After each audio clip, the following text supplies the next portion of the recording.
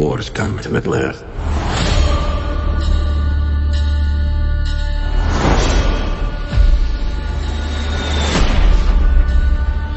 This is the work of Sauron.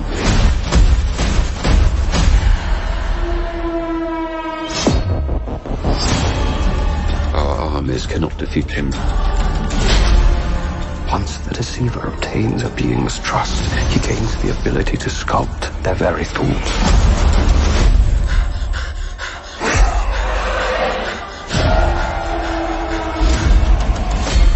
You are wise to fear these rings. In Sauron's hands, they could work an evil beyond reckoning. Aegion must not fall. It would be a mortal blow for all Middle-earth.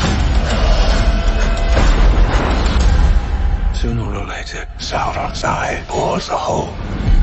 The rest of him slithers in. You sought peace. I gave it to you. This is hardly a gift. What have you done to me? What have you done to me? Who are you? Truly, I am the one keeping the storm at bay.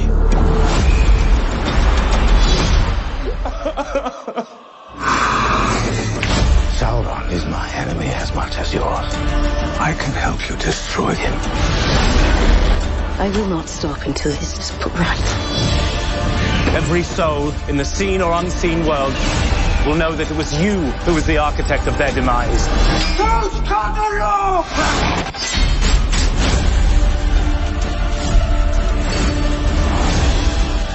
At this moment, the great tale of our age is being written.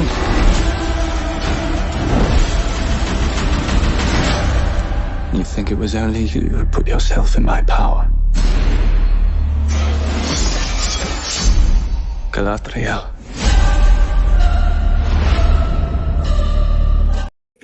Here we are. We've made it to episode 5 on our quest.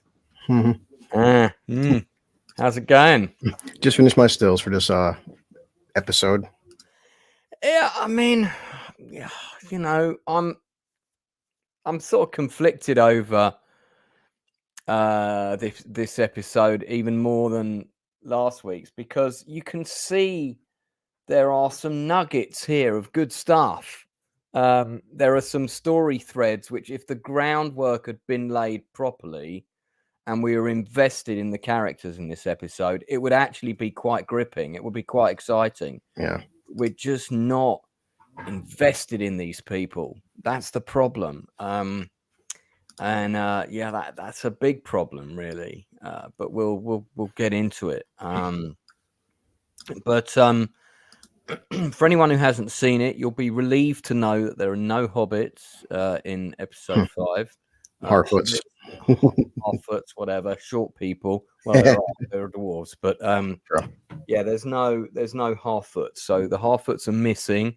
Well, they're not missing. They're yomping about wherever they are on Middle-earth. So there's not Gandalf, and there's minimum Galadriel.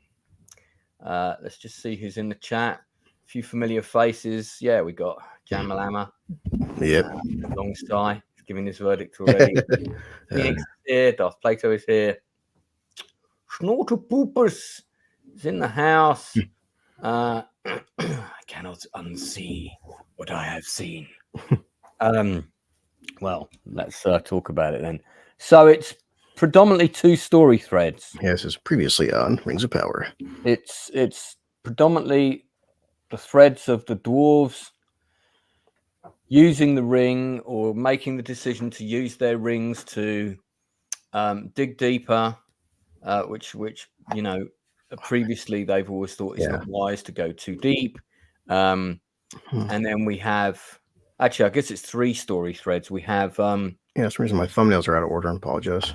That's all right. We got Celeborn. It's Celeborn, isn't it? Who's the guy making the rings? Celebrimbor, yeah. Celebrimbor. We have that storyline with not Sauron, sort of manipulating things there and convincing him that they do need to make 9 rings for the human kings. We can already see the dwarves are getting seduced by the power of their rings. Yeah.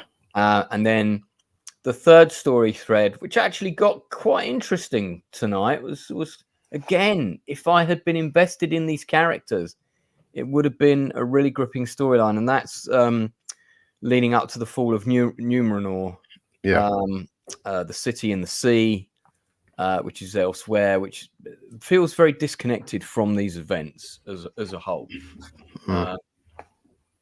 So basically, what happens in this episode is, I'm not going to get into all the details, but if you want to avoid spoilers, close your ears now. Various shit happens with the dwarves. The dwarven king is becoming more and more seduced by the power of the ring. It's helping them to get sunlight into their kingdom again. And they're all shouting Khazad-dûm and all this kind of thing. We know that's going to end well. Meanwhile, Dwarf Lady stumbles across a cave whilst looking for a particular type of rock, and she hears the roar of the Balrogs. That's another thing that happens. Yeah. This is a shot of Numenor, right? Oh, sorry. That island. Let me go back. Let's see, X order.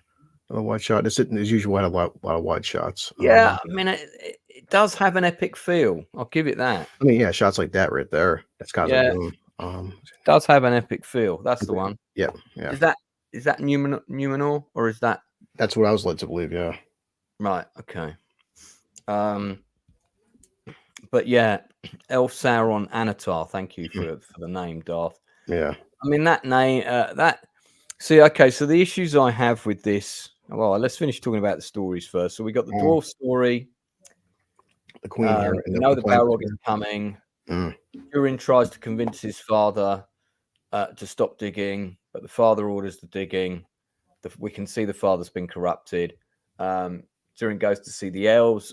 He warns Celebrimbor that the dwarf rings are causing corruption, and that in turn results in Celebrimbor confronting Anatar and asking if the rings have been made impurely, which ultimately he admits that they have been. He tries to sort of, in his toxic way, put the blame on Celebrimbor. Yeah. And then this results in the conversation that results in them committing to making the rings for the 9 men. Yeah, I mean, that's all fine. And then when this bit happened, I was a bit like, because I thought there was going to be no Galadriel in this episode. I was quite enjoying the fact that there was no Galadriel, no Half-Foots. Yeah. Well, she's only in it for like 30 seconds. Yeah. So. I don't know why they put her in it to use her as the cliffhanger. It would have been better if the cliffhanger was with someone else, because we cut to this scene with her. She's surrounded by loads of orcs, which, let's be honest, would have just all attacked her at once and torn her to pieces if left unattended. Yeah. So I didn't believe that. So I like the Peter Jackson Balrog. The Peter Balrog. Well, in season 1 there was that brief glimpse of the Balrog. So the Balrog and with the CGI did look good in season 1 for the whole 20 seconds it was on screen. So we did establish the Balrog was, and it did look like the Peter Jackson one in season 1. Yeah. Okay, so the other storyline is on this place. God, now the name's gone out of my head. I've said it 3 times already. Numenor, is it Numenor? Yeah, let's go with that. The queen, of course, has been deposed. The son of the new king is conjuring up all kinds of schemes, and the captain is kind of forced to leave, although everybody is. There's quite a good scene where he's kind of being sent off and everybody's still calling him. It's a bit like the Dead Poets Society, Captain, my captain sequence. That's all quite good. I quite liked all that. Quite like the character of the captain. I would feel more invested in him frankly, we could have done without the Half-Foot storyline and in this season at all. And if we'd focused on Numenor, the dwarves and the elves making the rings, I think that would have been sufficient for this whole season, personally. Then you could have really shown us more screen time with these characters, because the king's son is just like automatically a brat. He's just a Yeah. self-entitled brat knobben. There's no nuance to him. We haven't seen like a council meeting. This guy, the actor's fine, but this guy again, I just haven't spent enough time with him. I'm not invested in him. I know he was in season 1. He's just sort of a bit of a nothing character to me, really, not grabbing me, which is a shame because, spoiler alert, he gets killed. I mean, that really is that's the big ending at the end of this episode. Then they cut to Galadriel, which sort of like takes all the power out of it. What else happens this episode?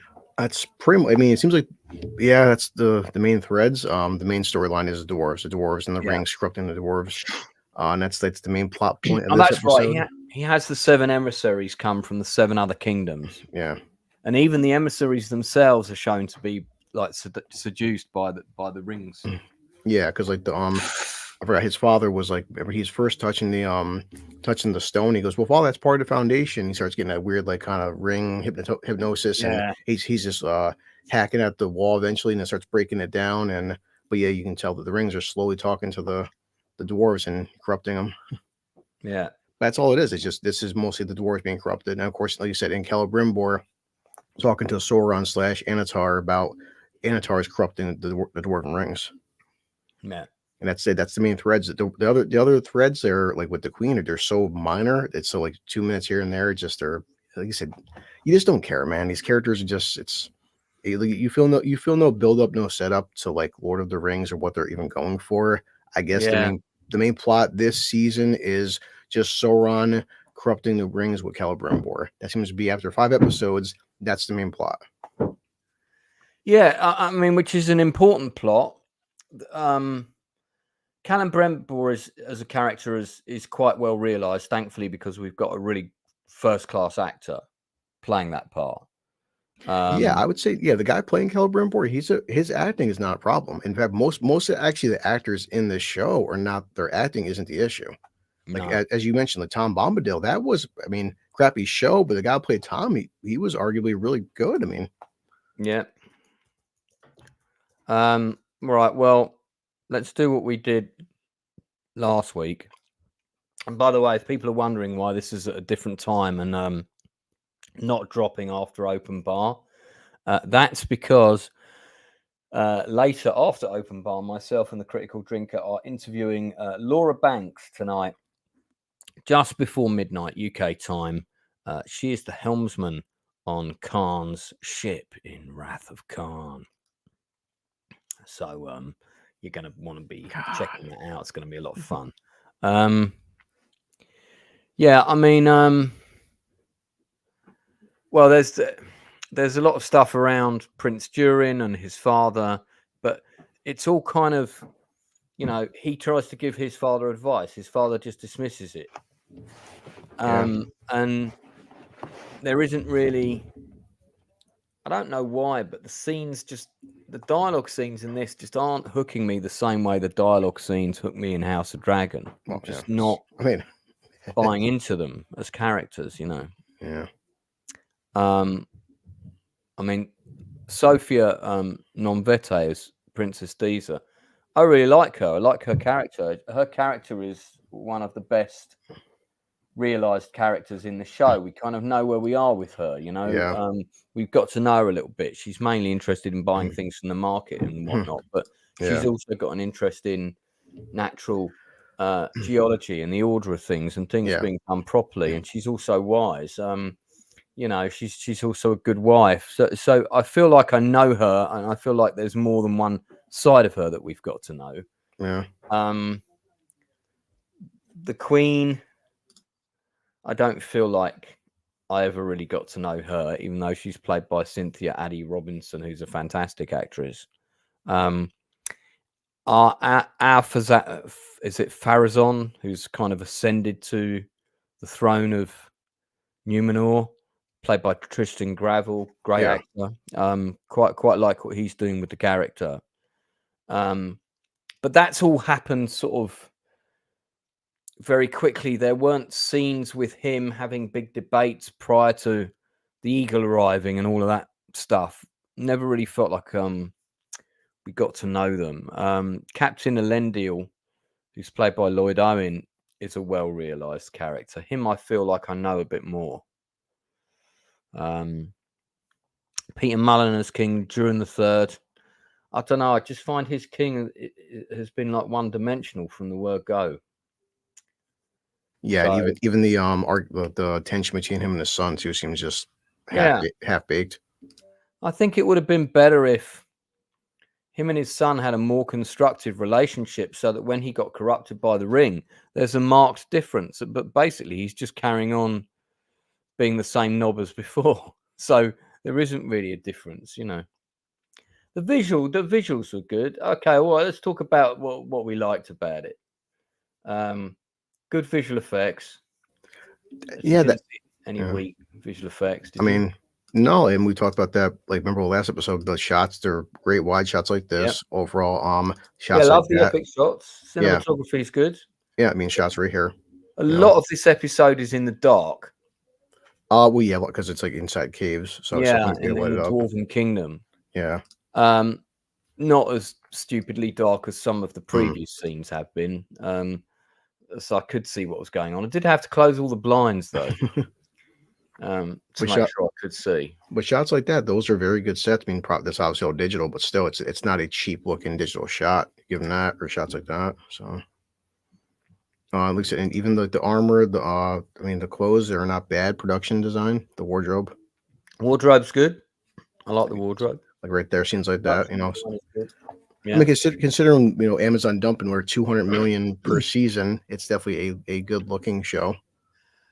I think the problem is that you can spend more or less money on props and costume, more or less money on art design.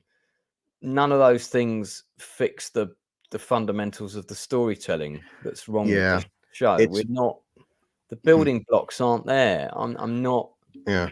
The road that we've traveled to get here isn't good enough. I'm not invested in. I would say, like, if we had to break down Lance between watching, say, this or Acolyte, at least with this one, we can agree that, like, if you see 200 million for this show, you can see it on screen versus, like, watch Acolyte. Like, you guys dumped 180 million into what? At least this show, we're not saying it's great writing, but at least it looks like they spent money on it, and the music is good. I would. Music's good. Music's good. I like the music. I like the score. Do you have a still of the elf character that Sauron was corrupting the woman? Crap. Have you got still of her? Yeah, I was kind of rushing that. He's like sucking up to her now. Yeah, I probably didn't read it. So I wasn't sure we usually go on later. It's why, but our times get messed up. That's right. So yeah. I mean, again, her as a character. Now I might be wrong about this, but have we seen much of her up to now? I think she might have been in one other episode. Has she had much dialogue? Was that right there? That girl right there. Her on the right here. Yep. Yeah, that'll do. I think. I mean, is the character name Midania? Is that her, or is it Arian? I can look it up. I mean, I look at red shirt elf, Well, yeah, indeed. Like the rest of the team, kind of. Rings of Power, episode 5. Cast. I think it's Amelia. I'm just checking. Checking IMDb now. Let me just check.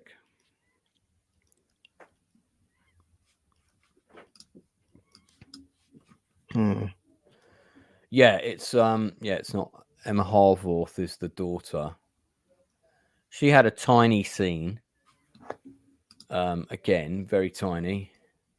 The daughter in Numenor, the one who's like ascended to a powerful position. Amelia Kenworthy plays Midiana. That's her on the right. So gotcha. I'm just not sort of like. It's great that dynamic is interesting. I like the fact that we've got this other character now.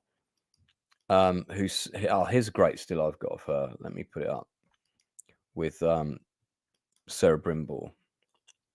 So it's on IMDb,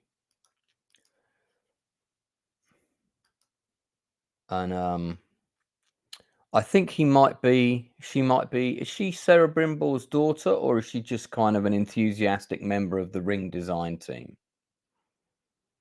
I honestly couldn't tell. It's like that's the problem, isn't it? Yeah, exactly. We should know the answer to that question. I know immediately. That's the problem right there. Because even like with every issue that House of Dragon season 2 had and did have issues, I knew every character, every side character, every character's backplot, their relations or storylines. Yeah, it definitely had pacing issues, no doubt, but I knew everybody in the show. Yeah. I'm not sure Plato maybe, because Plato was saying Tar, Muriel, man. Yeah. So I mean, the thing is, who is she in the grand scheme of things?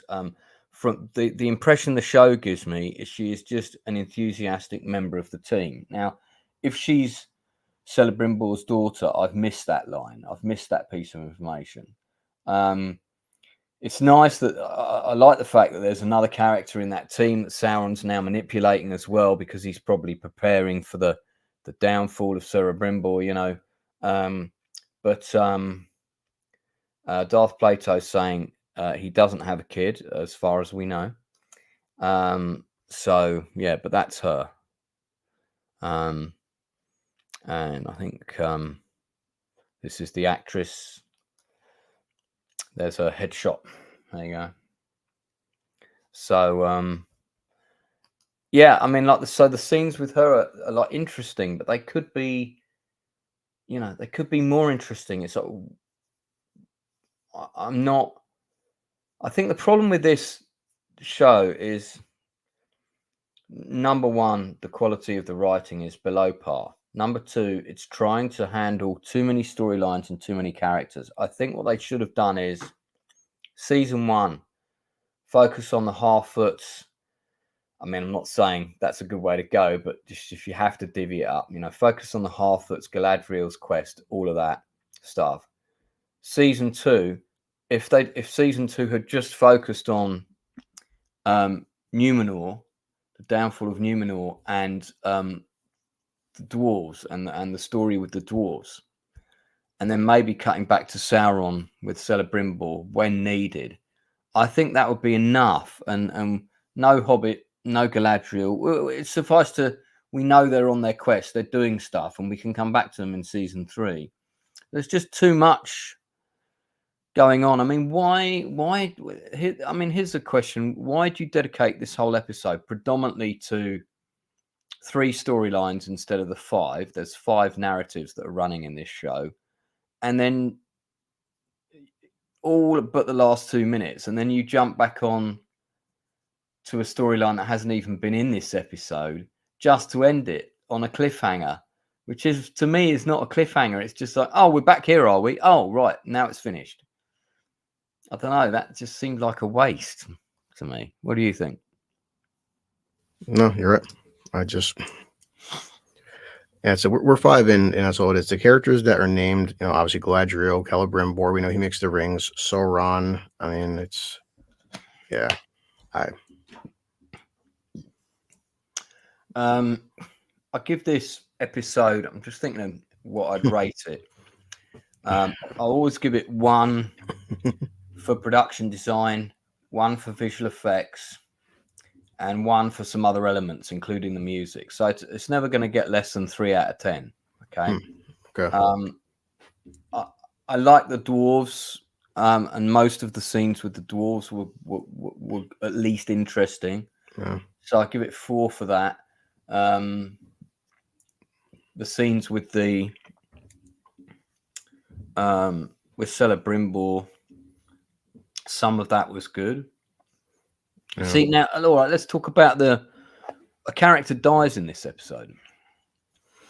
That's quite important. Sure. So, spoiler alert, character does die in this episode. And that character is played by Alex Tarrant. Great name. Because, you know, we had Tarrant in Blake 7.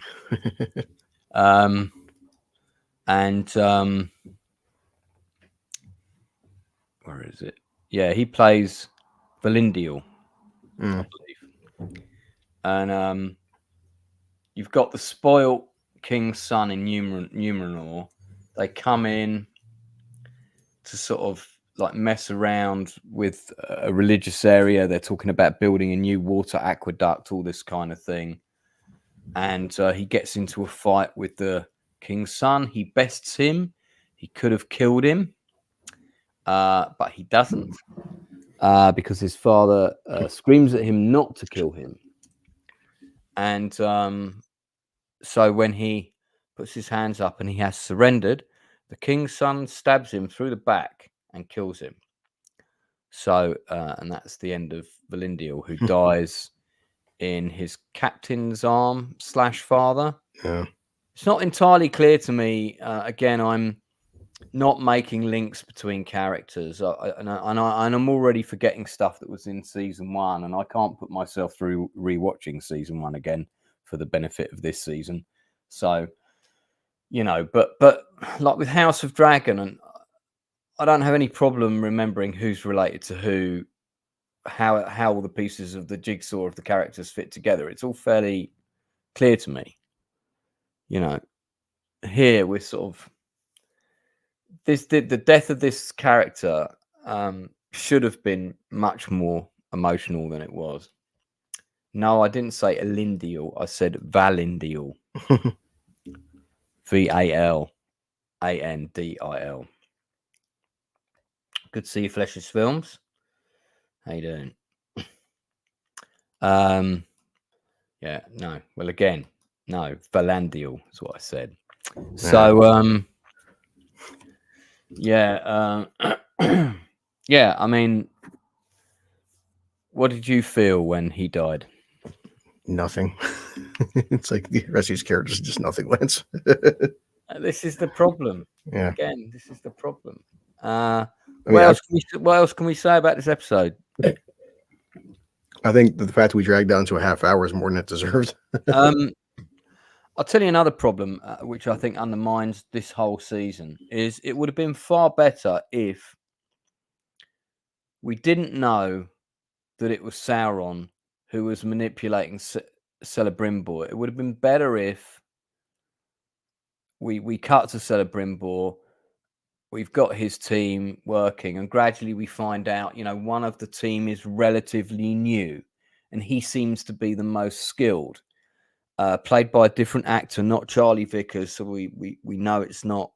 We don't know it's Sauron. And then your moment where his eyes go black and he steps out of a flame and everyone thinks he's a god. That's when we realise it's Sauron. The problem is we kind of know it's Sauron from the word go. So, whereas I think it would have been a lot stronger if the manipulation was a bit more subtle.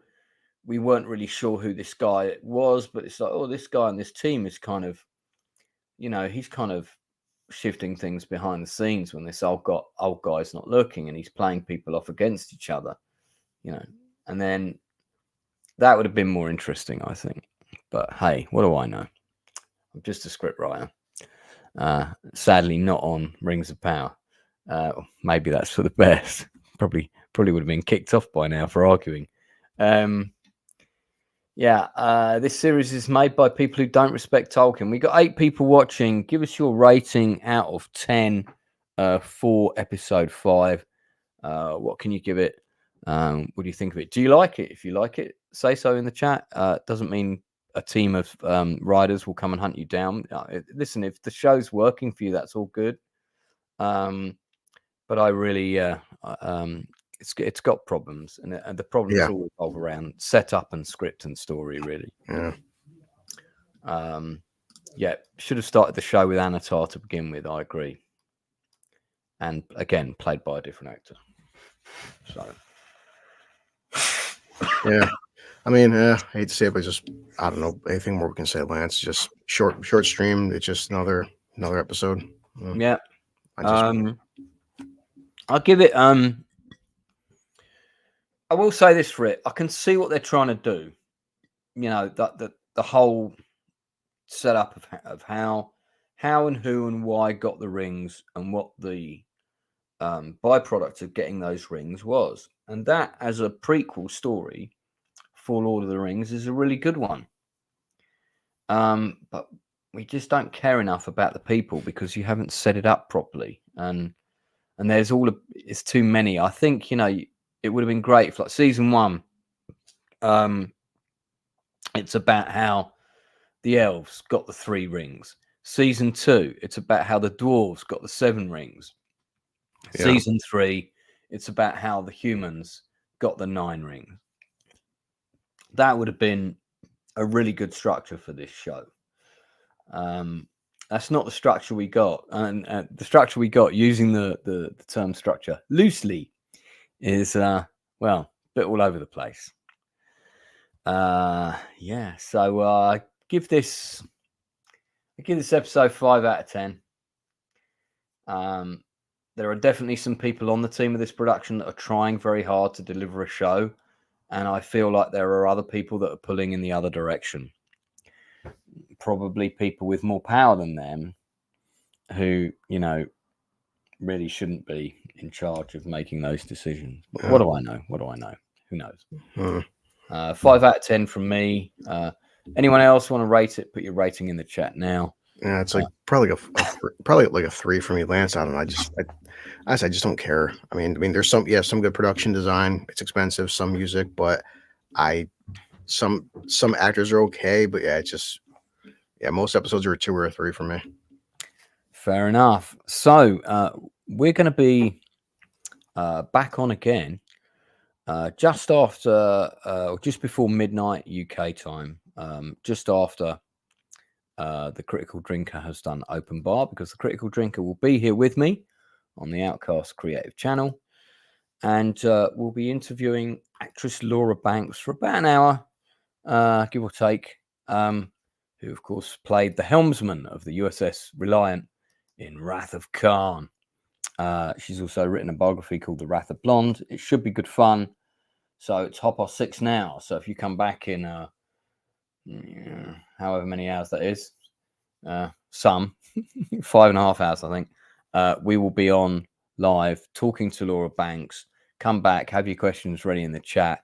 Do check out her book as well. All the links and stuff for that are already up. If you want the link for that stream, I'm going to drop it in the chat now. So it's there. And there you go. So do come back and check that out. It's going to be a lot of fun. Then on Sunday, I've got a special stream as well, because Sunday is the anniversary of the high point of the Battle of Britain. It was the date of the Battle of Britain where the hugest number of Luftwaffe planes were shot down by the RAF, and also it was the highest loss of RAF fighter planes that day as well. But the Germans could not sustain those losses, and so special episode of Chew the Fat, Battle of Britain stream. That's going to be on Sunday, 8:00. I've got History Bro coming on for that one. We've also got an historical expert who sort of knows the battle inside out. And just to be clear, sorry, I should have said this. What we're actually doing on the stream is we're getting into the film, the Battle of Britain. So that's really what the stream is going to be about. But we are going to be talking about the history of it a little bit, but mainly how the film was made, and where it was shot, all of that kind of stuff. The usual in-depth Chew the Fat review. Austin Cayley, who's an actor, very nice actor, very talented man, is in the chat. Tung Spitfire, indeed. So that's going to be at 8:00 on Saturday. We will be reviewing that movie. Stars Michael Caine, Christopher Plummer, Laurence Olivier, and a cast of many of Britain's finest talent. Trevor Howard, Harry Andrews, you've got in there, Ian McShane, Kurt Jurgens, Robert Shaw, Michael Redgrave, Susanna York. So it's going to be a lot of fun. Have you seen that film, Chris? No, unfortunately, like, so meeting you, there's so many movies. I've always said I thought I saw 10,000 movies, and meeting people like you and Inside Man, everybody. I'm like, man, there's some 10,000 movies I haven't seen. Like, that is definitely a film you should watch. It's well worth seeing. I'm not sure where you'll find it. I've got the DVD. Austin will be tuning in for sure. Austin, don't forget, we've also got an industry interview tonight with one of the actresses who was in Wrath of Khan with Ricardo Montalban. Laura Banks will be in the house tonight, just before midnight. If you can't stay up that late to watch it, don't worry about it. It's going to stay on the channel. It'll be there for you to see anytime. And I think this is industry interview 76, I believe. 76. So I want to hit 100 before the end of the year. I'm getting there. It's down to 24. So yeah, we're getting there. All right, only 24 to go. Chris, you want to plug anything quickly? No, just like trying to think. Oh, our friend Nadia and Vex tomorrow night.